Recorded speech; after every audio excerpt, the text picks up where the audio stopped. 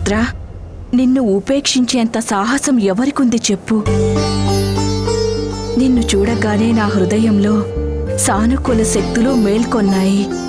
అందుకే నేను నిన్ను మంగళకరుడని పిలిచాను. ఇక నుండి అందరూ నిన్ను మంగళ అనే పేరుతోనే పిలుచుకుంటారు పుత్రా.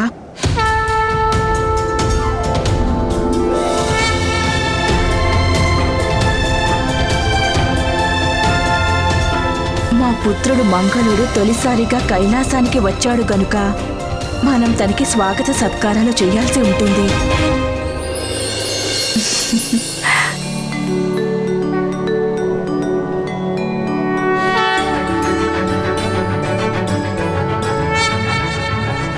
ఓం ధరణి గర్భ సంభూతం విద్యుత్ కాంతి సమప్రభం కుమారం శక్తి హస్తం చ మంగళం ప్రణమామ్యహం. ఆయుష్మాన్ భవ పుత్ర.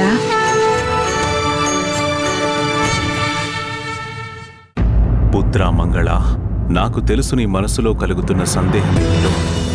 నాకు నీ తపస్సు గురించి ముందుగానే అవగతమైనదంగారక, ఇక నేను నీ తపస్సుకు సంతుష్టుడనయ్యాను.